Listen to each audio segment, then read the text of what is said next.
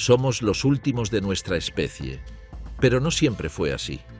Aunque ahora caminamos solos como Homo sapiens, durante gran parte de la historia de la Tierra no fuimos la única especie humana. Por eso hoy descubriremos cómo hasta hace 40.000 años compartíamos el planeta con nuestros primos, neandertales en Europa, denisovanos en Asia, diminutos hobbits en Flores y muchas otras especies que se remontan millones de años atrás. Observaremos cómo hubo ramas hermanas, primas lejanas y linajes que florecieron, se cruzaron con nosotros y al final se apagaron. Este documental intentará mostrar por qué la evolución humana no ha sido una escalera, sino un árbol con varias ramas. Y al final responderemos a un par de preguntas trascendentales. ¿Cómo pasó el mundo de estar repleto de especies humanas a ser habitado solamente por una? ¿Y por qué solo quedamos nosotros? Para entender a nuestros parientes perdidos, hay que viajar a África, mucho más atrás de lo que solemos imaginar. Hace entre 7 y 6 millones de años, en paisajes de sabana y bosque, apareció el linaje que nos separó de chimpancés y bonobos. No eran aún humanos, sino precursores, criaturas que usaban manos y pies de formas mixtas, trepaban y quizá ya tanteaban la marcha bípeda. Con el tiempo, esos intentos se volvieron una costumbre, y a partir de entonces se desplegaron incontables experimentos de humanidad. Hace poco más de 4 millones de años, en Etiopía, vivía el Ardipithecus ramidus, que se caracterizaba por ser bípedo en el suelo y estar cómodo en los árboles. 1 millón de años después, el Australopithecus afarensis, la célebre Lucy, caminaba por la sabana. En la actual Tanzania, las huellas del yacimiento de la Etoli nos regalan la estampa más antigua y rotunda del bipedismo: pies descalzos en fila, sobre ceniza endurecida como si acabaran de pasar. Al tiempo, en Lomekwi, al oeste del lago Turkana, en Kenia, alguien tallaba piedras. Estas herramientas son anteriores al género Homo. Es la tecnología adelantándose a la etiqueta humano.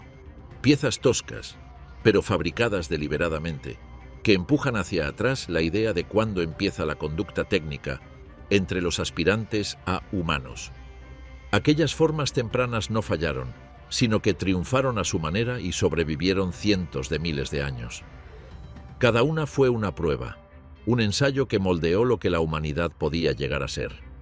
Luego ocurrió un salto, y con el Homo habilis, la talla de piedra se volvió rutinaria. Las primeras herramientas de piedra no eran otra cosa que lascas lo bastante afiladas para descuartizar carne. El fuego aún no estaba bajo control, pero la tecnología había comenzado. La dieta cambió. Ahora comían carne, tuétano y raíces. Y el cerebro crecía poco a poco, mientras el cuerpo se adaptaba a caminar largas distancias. 1 millón de años más tarde surgió el Homo erectus. Era alto, de zancada larga y proporciones más cercanas a las nuestras. Tenía hombros para lanzar y pelvis para andar y correr. Su cerebro era casi el doble de grande que el de Australopithecus. Pero Erectus no solo talló hachas de mano achelenses, sino que se convirtió en el primer gran viajero del mundo. Se expandió fuera de África, hacia Asia y Europa. Los cráneos de 1,8 millones de años de antigüedad encontrados en Dmanisi, Georgia, documentan la expansión más antigua hacia Eurasia. Fue el Homo erectus quien finalmente dominó el fuego. Construyó refugios y cazó en grupos coordinados. Algunos de sus linajes perduraron casi 2 millones de años, mucho más de lo que llevamos existiendo los humanos modernos. Ahora, imagina una noche de hace 500.000 años, una hoguera, sombras bailarinas sobre las paredes de una cueva, una familia de Homo erectus calentándose y sus hijos hipnotizados ante las llamas. Pero contrario a lo que muchos puedan pensar, el Homo erectus no era un simio. En Java, actual Indonesia, alguno de ellos grabó con un patrón de zigzag una concha hace alrededor de 500.000 años. No sabemos si fue arte o una marca, pero sí que era intencional y que la labor exigía mano firme y una cabeza que planificara. Era una criatura de cultura, de invención. tal vez hasta capaz de hablar con sonidos que hoy no reconoceríamos, pero había comunicación entre ellos. Esos fueron los cimientos, y, aún así, no estuvieron solos. Al mismo tiempo surgieron otras variantes como el Homo heidelbergensis y el Homo naledi en las cuevas de Sudáfrica, y un poco después, quienes se convertirían en nuestros primos más famosos, los neandertales. Si miras al pasado en Europa y Asia Occidental, verás a los neandertales, robustísimos, de tórax ancho y extremidades adaptadas al frío. Durante más de 300.000 años prosperaron en llanuras heladas y bosques densos. Sus cerebros eran tan grandes como los nuestros, y fabricaron herramientas sofisticadas, enterraron a sus muertos e incluso pintaron las paredes de las cuevas con símbolos. Por varios siglos, los hemos ridiculizado como cavernícolas brutales. Pero ese mito se ha derrumbado. Los neandertales no eran tontos, sino que poseían otra forma de inteligencia. Eran capaces de transmitir el conocimiento, enseñándose unos a otros cómo preparar herramientas. Incluso fueron capaces de preparar pegamento. Extraían brea de la corteza del abedul y la utilizaban para enmangar herramientas. También preparaban su propia joyería y en cuevas españolas dejaron pinturas rupestres anteriores a la llegada de los sapiens. Los neandertales eran una respuesta diferente a la pregunta de qué significa ser humano. ¿Se encontraron con sapiens? Sí, y se mezclaron. Hoy, casi todas las personas con ascendencia no africana poseen entre un 1 y un 2% de ADN neandertal, un legado que afecta al sistema inmune, a la piel y al metabolismo, y que no es contaminación genética, sino herencia compartida. Durante décadas, nadie supo que, en las inmensas tierras de Asia, otra humanidad había tejido su propia historia. Muy al este, en las remotas montañas de Altai, en Rusia, vivió un pueblo que solo descubrimos en 2010, los denisovanos. Los investigadores desenterraron un diminuto hueso del meñique. Al principio parecía poca cosa, otro fósil más entre el sedimento. Pero cuando los científicos secuenciaron su ADN, los resultados fueron asombrosos. Ese hueso no pertenecía a Homo sapiens, no pertenecía a neandertales, pertenecía a otra cosa, a un tipo de humano nuevo. De los denisovanos tenemos pocos huesos completos, pero su ADN nos contó la historia de un pueblo poderoso que recorrió vastas tierras, desde las estepas heladas de Siberia hasta las altas mesetas del Tíbet. Se expandieron dejando sus huellas genéticas por toda Asia. Se cruzaron con nosotros y su herencia sigue presente, sobre todo en Melanesia, Papúa Nueva Guinea, el Tíbet y Australia. Uno de sus legados más famosos es un gen relacionado con la adaptación a grandes altitudes y que está presente en los tibetanos, una prueba directa de que ellos conquistaron esas alturas mucho antes que nosotros. Imagínalo. Personas que caminan hoy con los ecos de una humanidad desaparecida entretejidos en su propia sangre. Sin embargo, no poseemos esqueletos completos, ni siquiera un cráneo, por lo que solo podemos imaginarnos su aspecto. Tal vez eran robustos, con rasgos a medio camino entre neandertales y nosotros, pero su apariencia permanece como uno de los grandes enigmas de la prehistoria. Y no eran primitivos. En la cueva que lleva su nombre, los investigadores hallaron herramientas sofisticadas e incluso joyería de piedra verde pulida. Esos objetos insinúan creatividad, inteligencia y capacidad simbólica, cualidades que creímos exclusivas de nosotros, pero su historia no trata solo de supervivencia, sino de encuentros. Dondequiera que los humanos modernos viajaron por Asia, aparecen rastros de contacto denisovano. No vivíamos en aislamiento. Los conocimos, nos mezclamos y en algunos casos nos amamos. Los registros fósiles y las pruebas de ADN nos han permitido conocer un poco más sobre ellos. El genoma de un adolescente reveló que su madre era neandertal y su padre, denisovano. Ese híbrido de primera generación es una fotografía genética de lo que venimos diciendo. El nacimiento de la humanidad no fue algo puro, sino un mosaico entrelazado. En la isla de Flores, en Indonesia, se alzó otro humano de apenas 1 metro de altura, el Homo floresiensis, apodado el Hobbit. Descubiertos en 2003, dentro de la cueva de Liambúa, los investigadores hallaron su esqueleto de apenas 1 metro de altura, con un cerebro no mayor que una naranja. Al principio, muchos pensaron que era un Homo sapiens enfermo, pero los análisis detallados revelaron otra cosa. Se trataba de una especie distinta. No eran niños ni humanos malformados. Eran adultos, humanos en miniatura que prosperaron en la isla durante cientos de miles de años. Su descubrimiento sacudió a la ciencia hasta la médula, reescribiendo lo que significa ser humano. A pesar de ser pequeños, estos hobbits usaban herramientas de piedra, cazaban elefantes pigmeos y sobrevivieron hasta, al menos, hace 50.000 años, justo cuando el Homo sapiens llegaba a la región. Pero este descubrimiento plantea preguntas inquietantes. ¿Se toparon los sapiens con los hobbits? Y si fue así, ¿qué ocurrió cuando se encontraron? ¿Los absorbimos? ¿Los superamos en competencia o los exterminamos? O quizá su población, pequeña y aislada, no resistió la llegada de forasteros. Pequeños y enigmáticos, otra rama de la familia humana. Imagínalo, cuando nuestra especie caminaba por la Tierra, ellos también lo hacían. Pero, ¿de dónde salieron? La hipótesis más fuerte es que son descendientes de Homo erectus que llegaron por mar en balsas naturales hace más de 800.000 años y en la isla encogieron por enanismo insular. Una adaptación ecológica común. Menos recursos, menos depredadores, cuerpos más pequeños, pero cerebros todavía eficaces. Años después, en 2019, los científicos descubrieron otro primo, el Homo luzonensis, encontrado en la cueva del Callao, en Filipinas. De talla reducida, poseía una mezcla extraña de rasgos antiguos y modernos, dedos curvados que sugieren escaladas y una dentición peculiar. No sabemos aún su historia completa, pero sí que coexistió temporalmente con sapiens y quizá con denisovanos en la región, convirtiéndose en una prueba de que el árbol genealógico humano es más retorcido de lo que jamás imaginamos.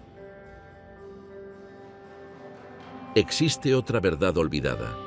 Mucho antes de los neandertales y antes de los denisovanos, otra especie cruzaba Europa y África, el Homo heidelbergensis. Ellos eran auténticos gigantes para nuestros estándares modernos, altos, musculosos, con huesos gruesos hechos para la resistencia. Muchos científicos creen que fueron los antepasados directos de los neandertales en Europa y de nosotros, Homo sapiens, en África. Por su parte, en Atapuerca, España, el Homo antecesor ocupaba otro peldaño en el árbol europeo, quizá cercano a la separación que llevaría al surgimiento de neandertales y sapiens. Y es que los análisis biomoleculares recientes lo sitúan como grupo hermano del linaje que luego daría lugar a ambos. Pero no estaban solos. En Asia, los fósiles apuntan a colosos aún más extraños, Meganthropus, un humano con mandíbulas tan masivas que los primeros investigadores pensaron que pertenecían a simios. Estos gigantes dominaron bosques y llanuras hace cientos de miles de años, y sin embargo, como tantos otros, desaparecieron, dejando solo fragmentos de cráneos y preguntas silenciosas. ¿Quiénes fueron esos gigantes perdidos? ¿Era un erectus robustísimo? ¿O tan solo sombras peldaños hacia los humanos por venir? Con poca anatomía completa, es prudente no sobredibujar esos colosos. Lo que sí sabemos es que, a mitad del Pleistoceno, el mundo estaba lleno de humanidades robustas que cazaban, tallaban y resistían. Y justo cuando pensábamos que el relato sobre la diversidad humana estaba completo, surgió otro capítulo desde China. En 2012, en una cueva de la provincia de Yunnan, los investigadores desenterraron fósiles humanos inusuales. Al principio, no supieron dónde encajarlos. No eran neandertales, ni tampoco denisovanos, ni siquiera humanos modernos. Eran algo intermedio.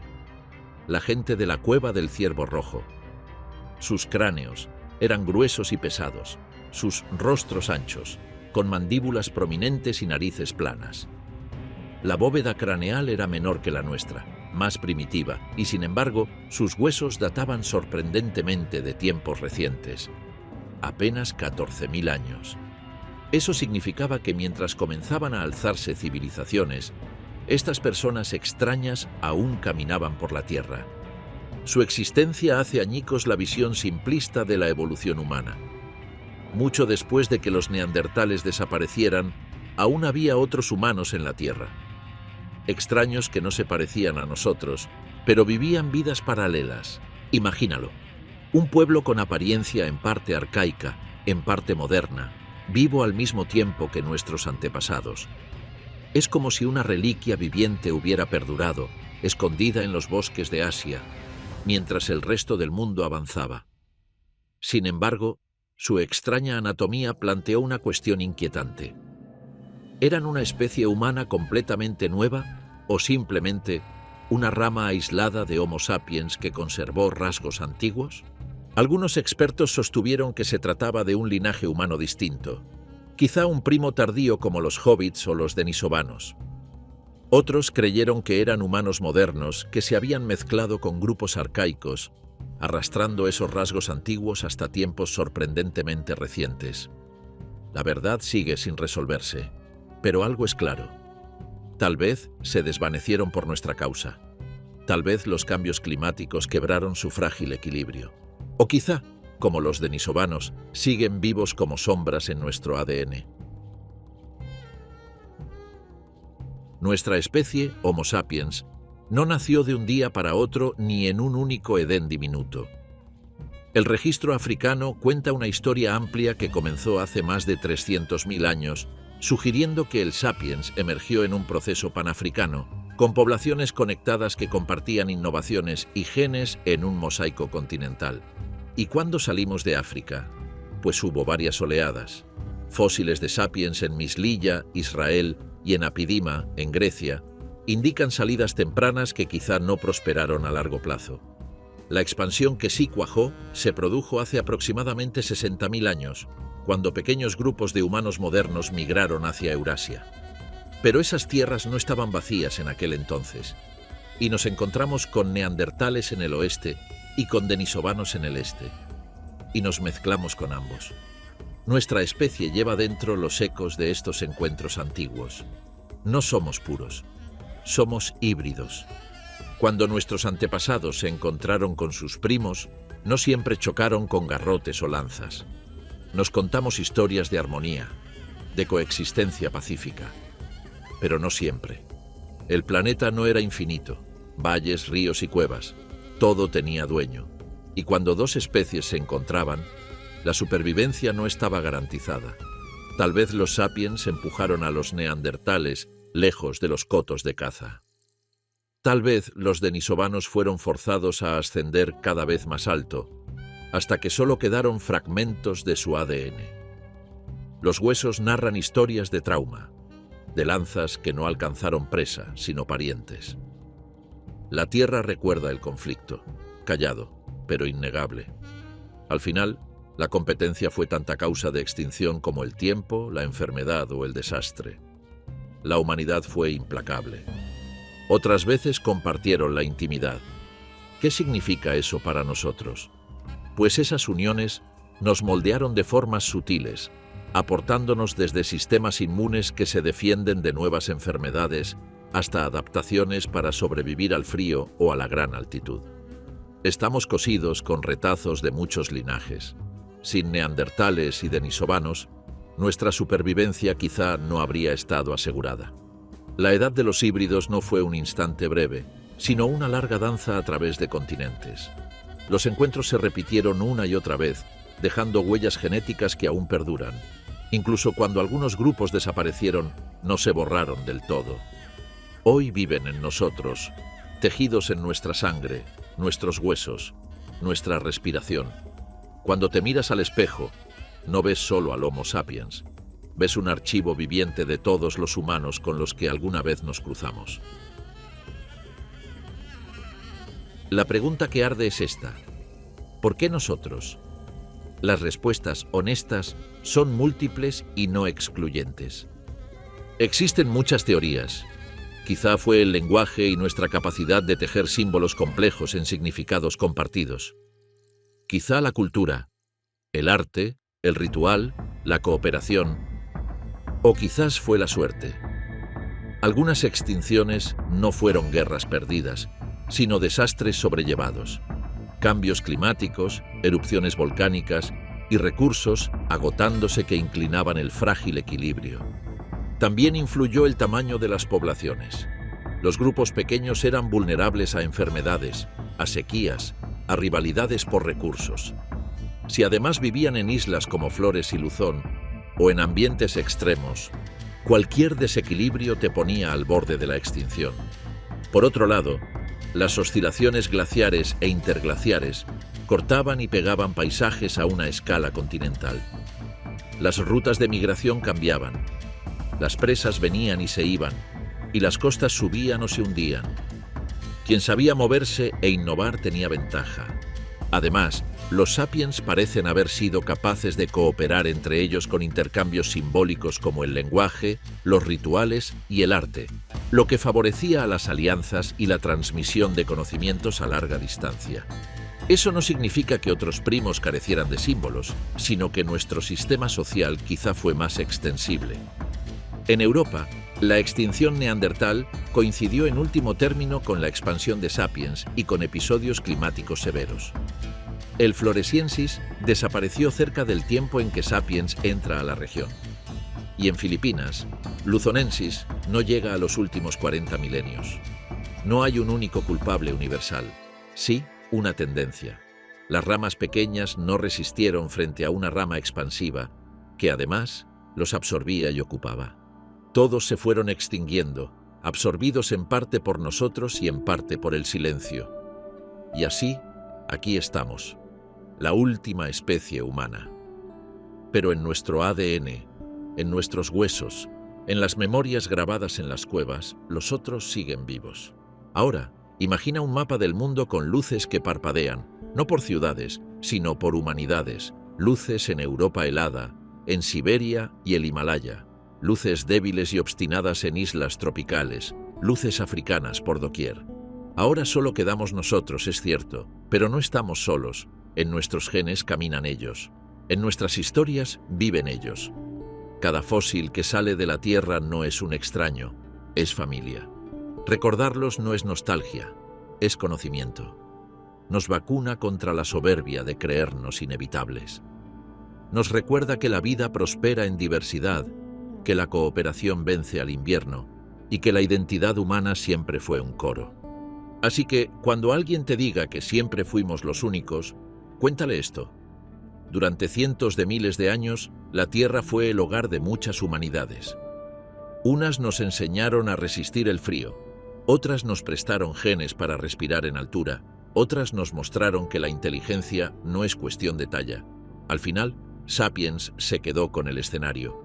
Pero los aplausos son de todos, porque cuanto más hondo miramos nuestros orígenes, más innegable se vuelve una verdad. Los humanos no solo se encontraron, se mezclaron. Nos gusta pensar que estamos en la cima, que somos los elegidos, pero no somos toda la historia. Somos los últimos supervivientes de una familia que un día fue grande. Desde Ardi caminando erguida en los bosques, hasta Lucy cruzando la sabana, pasando por los neandertales desafiando la edad de hielo, y los denisovanos dejando susurros en nuestro ADN. La humanidad nunca fue una. La humanidad fue muchas, y hoy los llevamos dentro, en nuestros huesos, en nuestra sangre, en las historias que contamos a la luz del fuego. No estamos solos, porque sus sombras aún caminan con nosotros. No somos una sola historia. Somos un coro, una familia, un legado de experimentos, triunfos, extinciones y supervivencia. Recordarlos es recordarnos la verdad olvidada, cuando no estábamos solos en la Tierra.